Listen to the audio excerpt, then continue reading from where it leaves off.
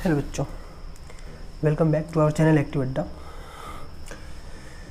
Last session में हमने class 12 की फिजिक्स के एनसीईआरटी सॉल्यूशन का 3 क्वेश्चन सॉल्व कर लिया था। आज हम कंटिन्यू करेंगे क्वेश्चन नंबर 4 से। आई होप कि आपको लास्ट के 3 क्वेश्चन समझ में आए होंगे। आज हम कंटिन्यू करते हैं क्वेश्चन नंबर 4 से। चलिए स्टार्ट कर देते हैं। क्या कह रहा क्वेश्चन? कह रहा किसी वस्तु का वैद्युत आवेश क्वांटीकृत है, इस कथन का क्या तात्पर्य है? ये फर्स्ट पार्ट है, 4th क्वेश्चन का फर्स्ट पार्ट। और सेकंड पार्ट कह रहा स्थूल अवस्था में बड़े पैमाने पर वैद्युत आवेशों से व्यवहार करते समय वैद्युत आवेश के क्वांटीकरण की उपेक्षा मतलब इग्नोर, मतलब उसको इग्नोर करना।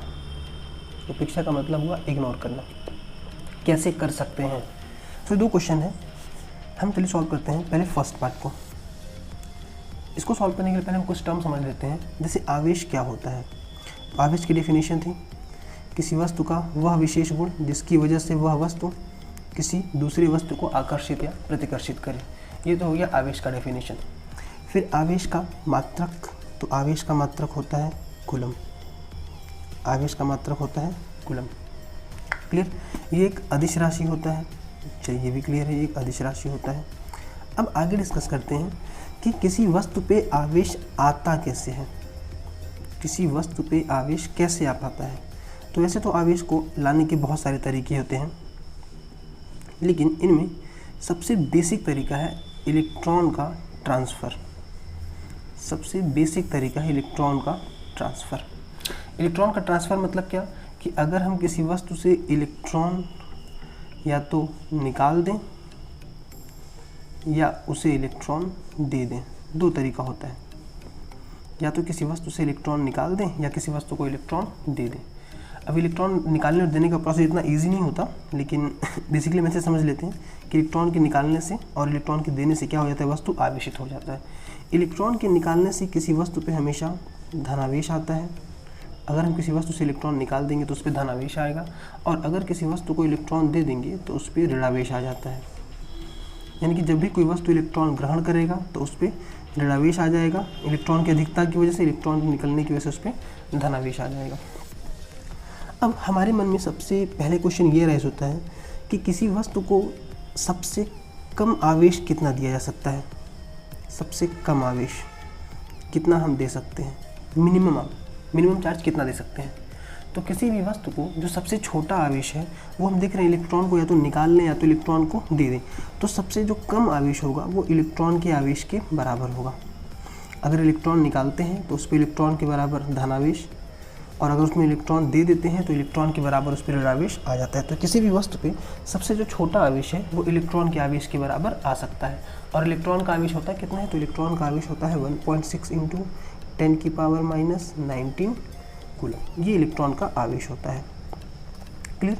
तो किसी भी वस्तु पे अगर हम बात करें आवेश की, तो सबसे मिनिमम आवेश, सबसे छोटा आवेश कितना हो सकता है? E के बराबर।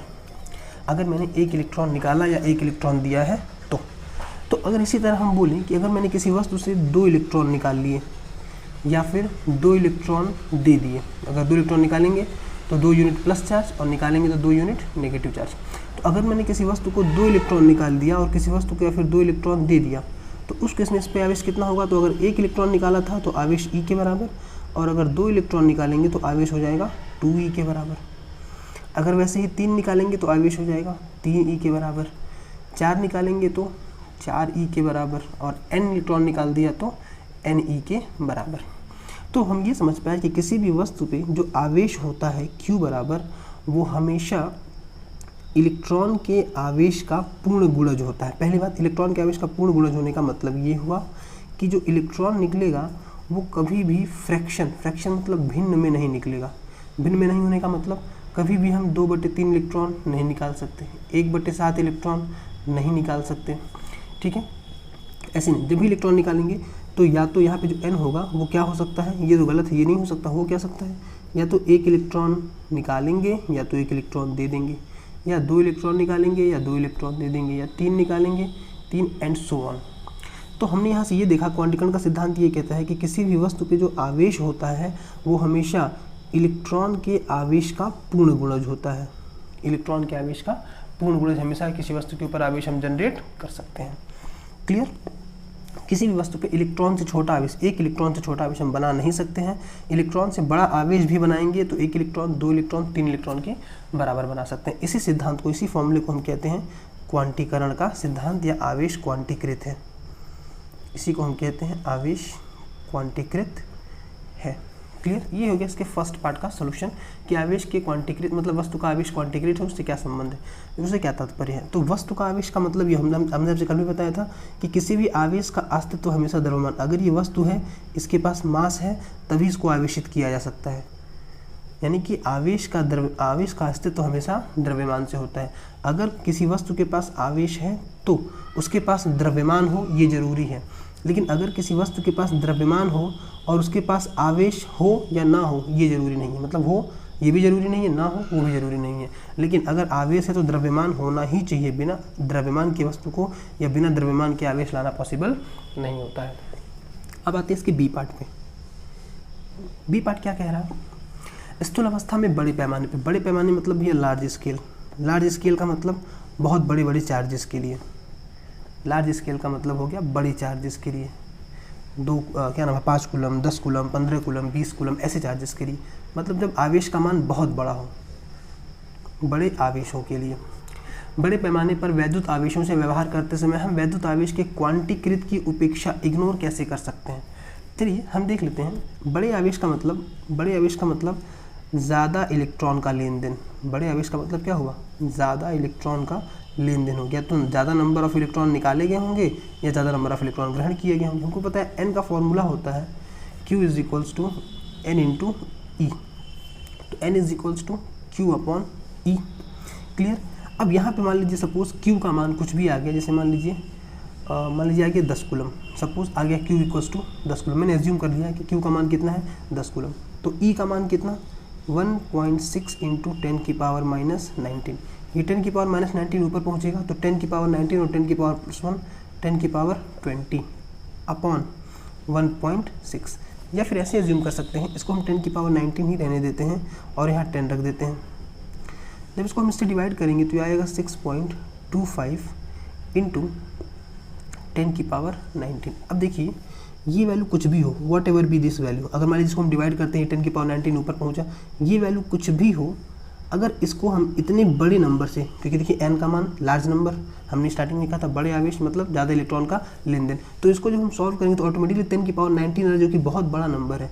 और जब ये बहुत बड़ा नंबर इसको किसी छोटे नंबर से या किसी नंबर से मल्टीप्लाई करेंगे तो ये ऑलरेडी एक कंप्लीट नंबर बना देगा, एक पूर्ण संख्या बना देगा, कंप्लीट नंबर बना देगा। और हमने कहा क्या था क्वांटीकरण के सिद्धांत में कि n हमेशा एक क्या होना चाहिए? कंप्लीट नंबर होना चाहिए। तो कह रहा है कि जब बड़े आवेश से डील करते हैं तो ये डिवाइड करने पे हम क्वांटीकरण के सिद्धांत को इग्नोर कर सकते हैं। कैसे इग्नोर कर सकते हैं?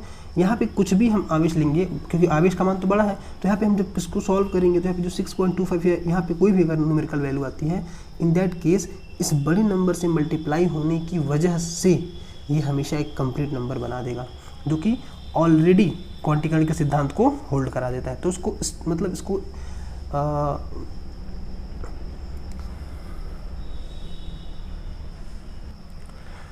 तो इसको यहाँ पे मतलब बड़े चार्जेस के केस में क्वांटीकरण के सिद्धांत को अप्लाई करने की जरूरत नहीं है, ये ऑटोमेटिकली अप्लाई हो जाता है। तो यहाँ बोला गया, ये इसका आंसर हो गया। क्वेश्चन में क्या बोला था कि बड़े पैमाने पे वैद्युत आवेश से व्यवहार करते समय क्वांटीकरण की उपेक्षा कर सकते हैं? हाँ बिल्कुल कर सकते हैं भाई। क्यों कर सकते हैं? क्योंकि जब आवेश का मान बहुत बड़ा होगा तो बहुत बड़ा आवेश होने की वजह से ये ऑलरेडी हमको ऑलवेज एक कंप्लीट नंबर प्रोवाइड करेगा, क्योंकि 10 की पावर 19 बहुत बड़ा नंबर है, सॉल्व करने पर हमेशा एक बड़ा नंबर हमको ये प्रोवाइड करेगा। ठीक है, तो क्वेश्चन नंबर 4 का सोल्यूशन हो गया। चलिए मूव करते हैं नेक्स्ट क्वेश्चन पे, क्वेश्चन नंबर 5। चलिए अब हम देखते हैं क्वेश्चन नंबर 1.5 वाला क्वेश्चन क्या कह रहा है। जब हम कांच के छड़ को रेशम के टुकड़े से रगड़ते हैं तो दोनों पर आवेश आ जाता है। इसी प्रकार की परिघटना का वस्तुओं के अन्य युग्मों में परीक्षण किया जाता है। स्पष्ट है कि यह परीक्षण आवेश संरक्षण के सिद्धांत का सामंजस्य रखता है। स्पष्ट कीजिए कि यह परीक्षण आवेश संरक्षण के सिद्धांत का। अब पहले बात करते हैं कि आवेश संरक्षण सिद्धांत क्या होता है। आवेश संरक्षण सिद्धांत ये होता है कि आवेश जो है वो हम ना उत्पन्न कर सकते हैं ना ही नष्ट कर सकते हैं, उत्पन्न भी नहीं कर सकते और नष्ट भी नहीं कर सकते। हाँ, बस हम आवेश बनाने के लिए किसी वस्तु से एक इलेक्ट्रॉन दूसरी वस्तु पे डाल सकते हैं, मतलब आवेश को बस हम ट्रांसफ़र कर सकते हैं, एक वस्तु से दूसरी वस्तु पे ट्रांसफ़र कर सकते हैं इलेक्ट्रॉन के लेन देन के थ्रू। तो इलेक्ट्रॉन आवेश न उत्पन्न किए सकते हैं और न ही नष्ट किए जा सकते हैं। क्लियर। अब ये तो हो गया आवेश संरक्षण का सिद्धांत कि भैया आवेश न उत्पन्न किया जा सकता है और न ही नष्ट किया जा सकता है। अब यहाँ बात कर रहे हैं जब एक कांच की छड़ को रेशम के टुकड़े से, तो मैंने देखा एक कांच की छड़ है, कांच की छड़, ग्लास रॉड, और एक रेशम का टुकड़ा है, रेशम का टुकड़ा है। तो जब कांच की छड़ को रेशम के टुकड़े से रगड़ते हैं तो हमने देखा है कि कांच की छड़ पे आ जाता है धनावेश पॉजिटिव चार्ज और रेशम पे आ जाता है नेगेटिव चार्ज, रेशम पे आ जाता है नेगेटिव चार्ज। ऐसे बहुत सारे पेयर में ऐसा होता है। जैसे अगर हम सूती कपड़े को, वुलन क्लोथ, सूती कपड़े को अंबर की रॉड से रगड़ते हैं, सूती कपड़े को अंबर की रॉड से, तो फिर इस पे भी आ जाता है धनावेश, इस पे आ जाता है ऋणावेश। ऐसे बहुत सारे पेयर में होता है। क्लियर कि जब भी किसी दो वस्तुओं को रगड़ा जाता है ऐसे बहुत सारे पेयर बनते हैं, तो एक वस्तु पे धनावेश आ जाता है, दूसरी वस्तु पे ऋणावेश आ जाता है। क्लियर। ये तो हो गया। ऐसे बोल भी रहा है कि परिघटना को वस्तुओं के अन्य युग्मों में भी और पेयर्स में भी, इसको हम युग्मों में भी परीक्षण कर सकते हैं। तो हमने और भी एग्जाम्पल बताया, जैसे कांच के छड़ वाला हो गया, और ये सूती कपड़े को जब अंबर की रॉड में रगड़ते हैं तो भी ऐसा होता है। अब ये कह रहा है कि दिखाइए कि आवेश संरक्षण सिद्धांत पे है, मतलब आवेश ना उत्पन्न होते हैं ना नष्ट होते हैं। सपोज मान लीजिए ग्लास की रॉड है और दूसरा ये रेशम का कोई कपड़ा है, ये रेशम का कपड़ा है, ये भी इलेक्ट्रॉन प्रोटॉन न्यूट्रॉन से मिलकर बना है, ये भी इलेक्ट्रॉन प्रोटॉन और न्यूट्रॉन से मिलकर बना है। स्टार्टिंग में इनके आवेश, इन पे कोई आवेश नहीं था, मान लिया हमने इनका आवेश शून्य और इनका भी आवेश शून्य है। ठीक है।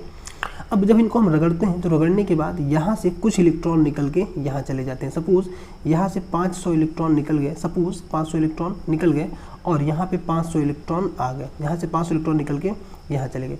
जब यहाँ से 500 निकल गए तो इस पर आ जाएगा धनावेश 500 यूनिट का और इस पर आ जाएगा 500 यूनिट का ऋणावेश। तो अभी भी अगर हम बात करें नेट आवेश की, आवेश ये आवेशित हो गया, ये भी आवेशित हो गया, लेकिन आवेशित होने के बाद अगर हम पूछें इस वस्तु का नेट आवेश क्या है, क्योंकि नेट आवेश पहले भी शून्य था, ना इस पे आवेश था ना इस पे आवेश था, लेकिन नेट आवेश दोनों वस्तुओं का मिला के क्या हो गया, वो अभी भी +500 एक पे और -500 एक पे, ओवरऑल कितना 0। नेट आवेश अभी भी शून्य है, बस इलेक्ट्रॉन का ट्रांसफर हो गया। ट्रांसफर होने का मतलब ये हुआ कि ये वस्तु आवेशित हो गई, ये वस्तु आवेशित हो गई, लेकिन आवेश अभी भी संरक्षित है, कुल आवेश अभी भी कितना है 0 है। तो आवेश ना उत्पन्न किए जा सकते हैं और ना ही नष्ट किए जा सकते हैं। कुल आवेश का योग हमेशा बराबर होगा टोटल, एक वस्तु से जितना आवेश निकलेगा दूसरी वस्तु पे उतना आवेश पहुंच जाएगा। क्लियर। ऐसे इसमें एक डाटा बनता है, जैसे बार बार हम देख रहे हैं, जैसे कि हम कांच की छड़ को रेशम से रगड़ रहे हैं तो कांच पे कौन सा चार्ज आ जा रहा है, पॉजिटिव, लेकिन हर बार कांच पे पॉजिटिव चार्ज नहीं आएगा। अगर ऐसे हम कांच की छड़ को, ग्लास रॉड को फ्लैनेल के साथ रगड़ते हैं, फ्लैनेल एक सब्सटेंस होता है, पदार्थ होता है, फ्लैनेल के साथ रगड़ते हैं तो अब इसी कांच की छड़ पे नेगेटिव चार्ज आ जाता है और फ्लैनेल पे पॉजिटिव चार्ज धनावेश आ जाता है, इस पे नेगेटिव और इस पे पॉजिटिव। ऐसे बहुत सारे पेयर हैं, हर बार कांच की छड़ पे पॉजिटिव बनेगा ये जरूरी नहीं है। अगर कांच की छड़ को रेशम से रगड़ेंगे तो कांच पे पॉजिटिव, कांच की छड़ को अगर हम फ्लैनेल के साथ रगड़ते हैं तो इन दैट केस कांच पे क्या आ जाएगा, नेगेटिव, और फ्लैनेल पे पॉजिटिव आ जाएगा। क्लियर। तो ये हो गया क्वेश्चन नंबर 1.5। चलिए हम मूव करते हैं नेक्स्ट क्वेश्चन की तरफ, क्वेश्चन नंबर 6। नेक्स्ट क्वेश्चन है हमारा, एक न्यूमेरिकल है, इसको हम बोलते हैं पॉलीगन प्रॉब्लम, बहुभुज से रिलेटेड आंकिक प्रश्न। क्या कह रहा है, 4 बिंदु आवेश QA, QB, QC और QD 10 सेंटीमीटर भुजा के किसी वर्ग के शीर्ष पर रखें। चलिए पहले हम एक बना लेते हैं स्क्वायर। इस स्क्वायर की साइड है 10 सेंटीमीटर, ये भी 10 सेंटीमीटर, ये भी 10 सेंटीमीटर एंड सो ऑन, सारी साइड 10 सेंटीमीटर। इस एज का हमने नाम दे दिया A, इसका नाम दे दिया B, इसका नाम दे दिया C और इसका नाम दे दिया D। कह रहा है QA का मान है 2 माइक्रोकूलम, 2 माइक्रोकूलम, QB का मान है -5 माइक्रोकूलम, तो -5 माइक्रोकूलम, QC का मान है 2 माइक्रोकूलम, तो प्लस का 2 माइक्रोकूलम, और QD का मान है -5 माइक्रोकूलम। ये भी -5, ये भी -5, ये 2 ये +2। क्या कह रहा है, सारे शीर्ष पे हो गए। वर्ग केंद्र पर रखे 1 माइक्रोकूलम आवेश पर लगने वाला बल कितना है, तो वर्ग का केंद्र कहाँ होगा, ये एक वर्ग का विकर्ण हो गया, ये वर्ग का दूसरा विकर्ण हो गया, और जहाँ दोनों विकर्ण काटते हैं इसको कहते हैं वर्ग का केंद्र। यहाँ पे एक आवेश रखा हुआ है 1 माइक्रोकूलम का, 1 माइक्रोकूलम का आवेश रखा हुआ है। ठीक, अब हमको पता करना है कि इन सब की वजह से इस पर कितना बल लगेगा। यहाँ पे हमको 2 चीज़ याद रखना है, 2 आवेशों के बीच लगने वाला बल F is equals to 1/4 pi epsilon 0 Q1 Q2 upon R का स्क्वायर। अगर माध्यम नहीं है तो हम माध्यम को क्या मानेंगे, कुछ नहीं है तो K की वैल्यू 1, तो है क्यों नहीं है, सीधे हमने 1 लेंगे। पहली बात, ये 2 आवेशों के बीच लगने वाला बल हो गया।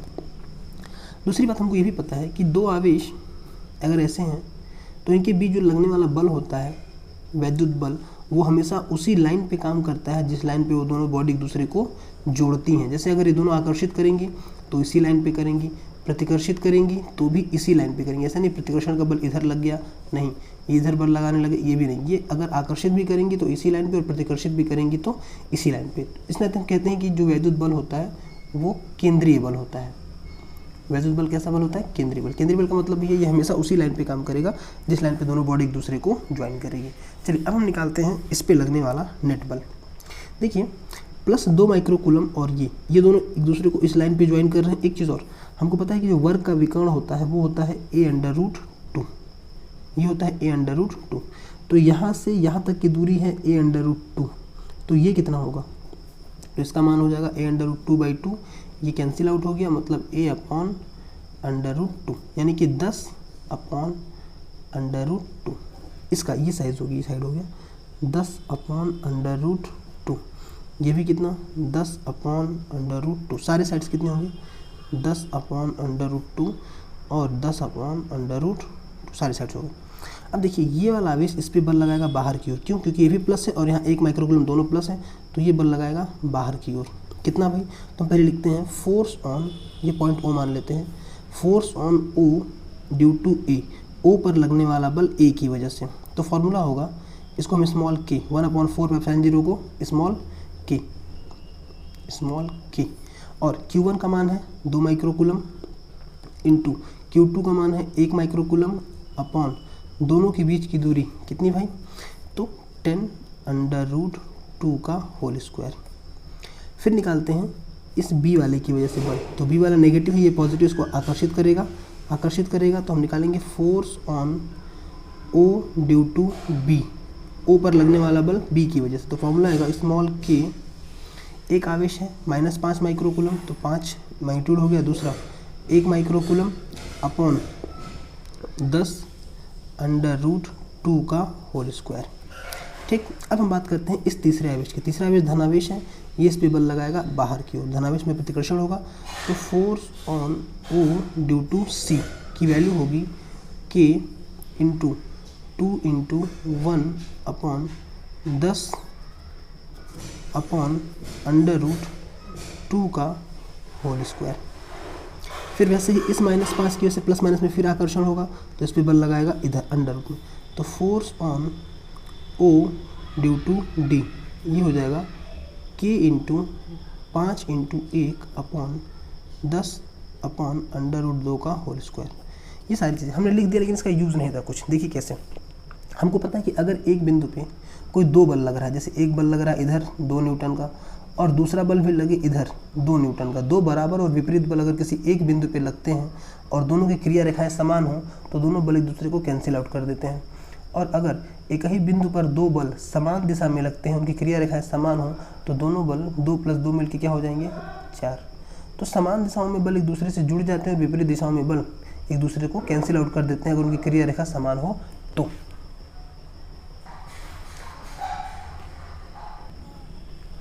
अब इस पॉइंट O को थोड़ा बाहर निकाल लीजिए, इस पे एक बल लग रहा है इस side, force on O due to B, एक बल लग रहा है इस side, force on O due to D, एक बल लग रहा है इधर से और एक बल लग रहा है इधर, तो एक बल लग रहा है इधर, force on O due to A, और एक बल लग रहा है इधर, force on O due to C।